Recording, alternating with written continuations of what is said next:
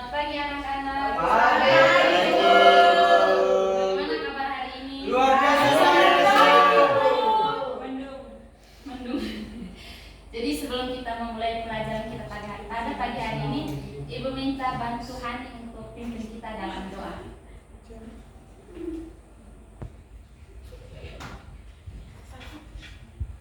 Marilah kita berdoa dalam nama Bapa dan Bapa, Putra dan Roh Kudus. Amin. Allah Bapa kerajaan surga, pada pagi hari ini kami akan memulai pembelajaran kita. Kiranya Engkau memberkati dari awal pembelajaran hingga boleh berakhir dengan baik.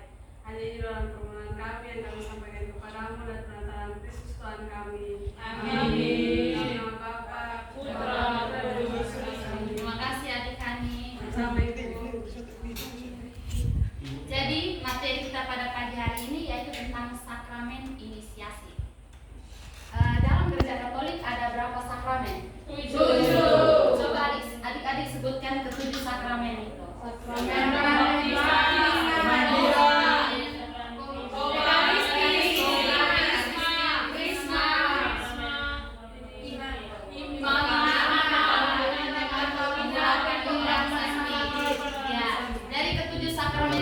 Dibagi lagi menjadi 3 bagian, yaitu apa-apa? Sakramen baptis, sakramen ekaristi.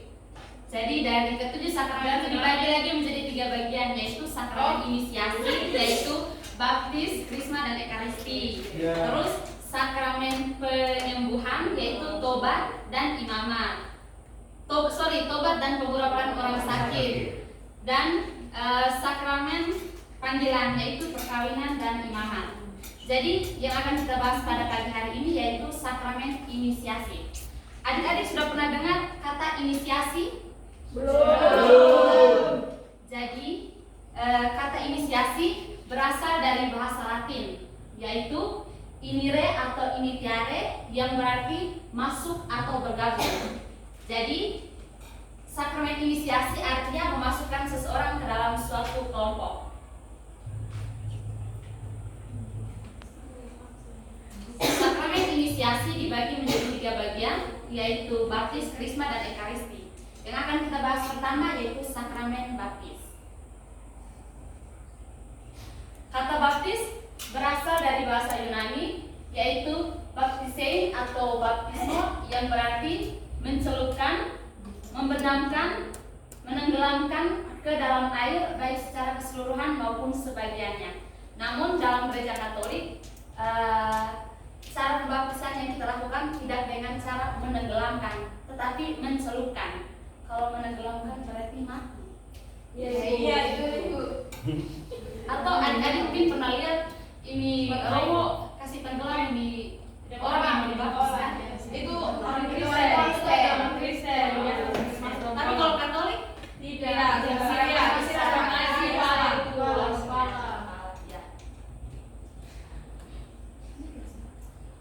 Sarana-sarana apa yang digunakan dalam baptis? Adik-adik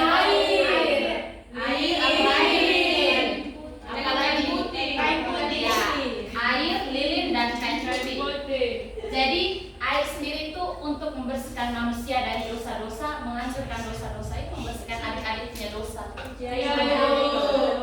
Yang kedua, lilin menyala, melambangkan cahaya Kristus sebagai penerang dalam kehidupan, karena kita adalah anak-anak Tuhan. Yang ketiga, kain putih, melambangkan, mengenangkan Kristus, yang artinya sesudah baptis kita mengandalkan kekuatan Kristus dalam menjalankan Kristus. Juga melambangkan kesucian bersih tanpa dosa. Nah, tahap-tahap yang harus dilalui seseorang dalam menerima sakramen baptis. Sakramen baptis dewasa antara lain: 1. Masa pra-katekumenat. Jadi adik-adik, masa pra-katekumenat artinya masa ketika calon baptis belajar menjadi seorang Katolik dan menerima bimbingan pastoral sehingga keinginan mengikuti Yesus Kristus lebih matang. Yang kedua, masa katekumenat, tahap pengajaran dalam pembinaan iman. Ketiga, masa persiapan terakhir, masa untuk menerima sakramen baptis. Dan yang terakhir, masa mistagogi, masa pembinaan lanjutan setelah seseorang menerima sakramen baptis.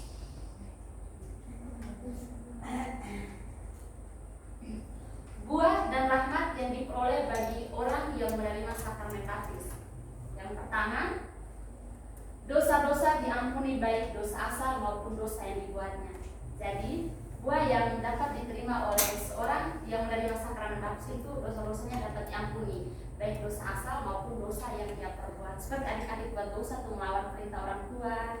Jadi, yang kedua, memperoleh rahmat pengudusan yang membuatnya sanggup makin percaya kepada Allah, berharap kepadanya dan mencintainya.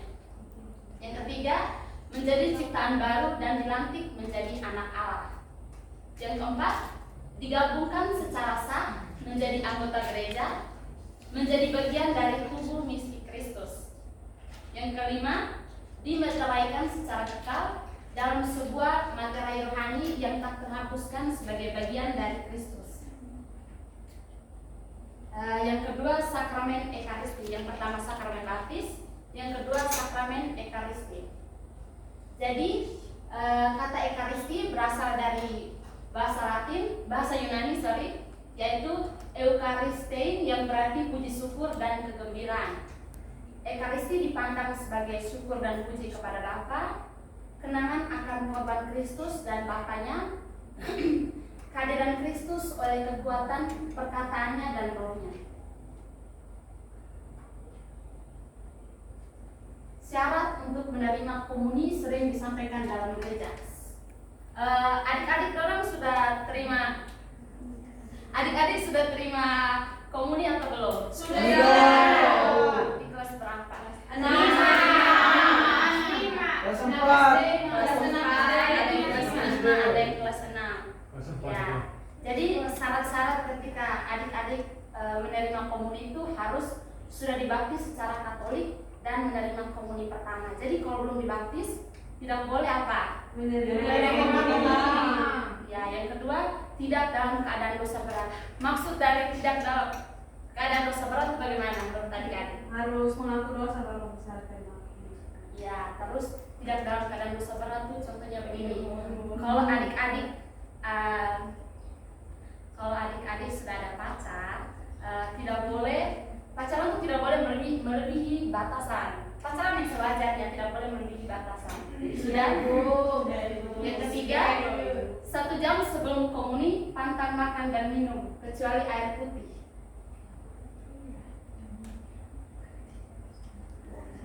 Ekaristi sebagai sumber dan puncak hidup Kristiani maksudnya bahwa dalam Ekaristi semua kegiatan lain memperoleh sumber rahmat dan kekuatan. Ekaristi merupakan suatu perjamuan sakramental yang menjadi puncak kegiatan orang Kristiani. Yang ketiga, sakramen krisma atau penguatan. Sakramen penguatan atau krisma merupakan sakramen yang memberi Roh Kudus secara istimewa supaya mengakarkan kita lebih kuat dalam persekutuan anak-anak Allah. Jadi adik-adik ini sudah menerima sakramen krisma atau belum? Sudah. Ada yang sudah, ada yang belum? Sudah. Sudah? Ya. Ada yang belum kah? Ya. Belum. Apa Ibu? Saya tahun lalu. Belum, Ibu. Belum. Apa yang belum, Ella? Krisma Ibu. Yang kedua, dasar kitab suci dan sakramen penguatan dapat dilihat dalam Kisah Para Rasul bab 8 ayat 16 sampai 17. Ada yang bawa Alkitab? Ada. Metri bisa bantu Ibu baca? Bisa Ibu. Dari besok.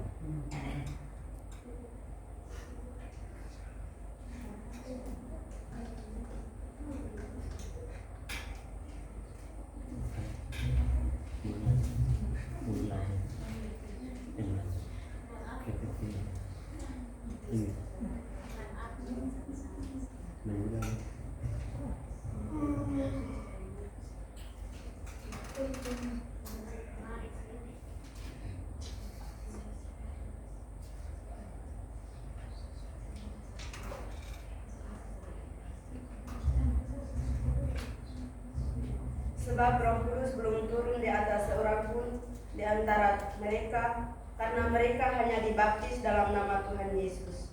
Kemudian keduanya menumpangkan tangan di atas mereka, lalu mereka menerima Roh Kudus. Sudah. Terima kasih Metri.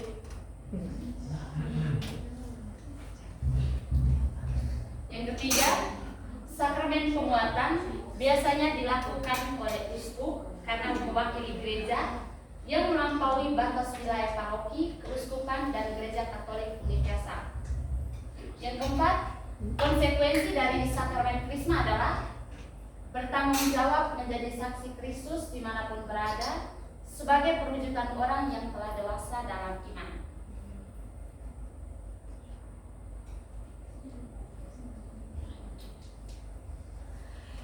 Adapun buah atau rahmat dari sakramen penguatan sebagai berikut. 1. Memberi curahan Roh Kudus secara istimewa dalam kelimpahan seperti yang dialami para rasul pada hari Pentakosta. Yang kedua, menghasilkan pertumbuhan dan pendalaman rahmat pembaptisan, yaitu menjadikan kita anak-anak Allah dengan lebih sungguh, lebih kuat meneguhkan persatuan dengan Kristus dan menganugerahkan kekuatan Roh Kudus kepada kita. Ketiga, memeteraikan suatu tanda rohani yang tak terhapuskan sebagai suatu karakter dalam jiwa.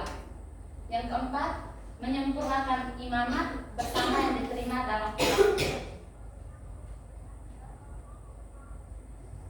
Jadi kesimpulan dari materi yang telah Ibu jelaskan tadi yaitu inisiasi artinya memasukkan seseorang ke dalam suatu kelompok.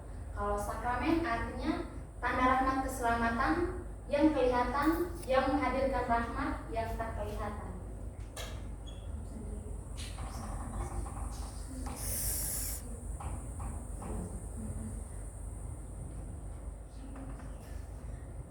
Oh, Bu, Ibu lupa. Tadi Ibu belum absen. Ibu absen dulu. Ya, Ibu. Hirup pikul.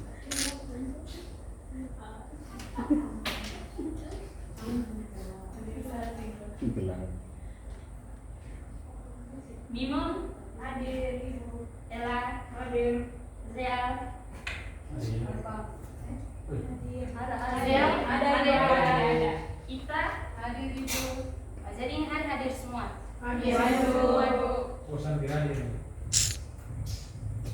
Jadi materi kita telah selesai karena tadi kita memulai dengan berdoa, menutup juga dengan berdoa. Ada yang bisa bantu Ibu pimpin doa? Biasa.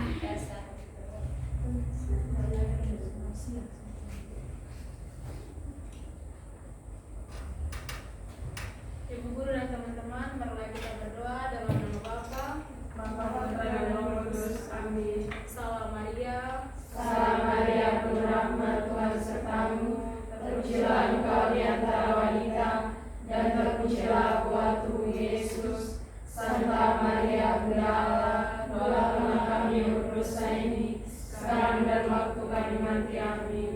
Dalam nama Bapa,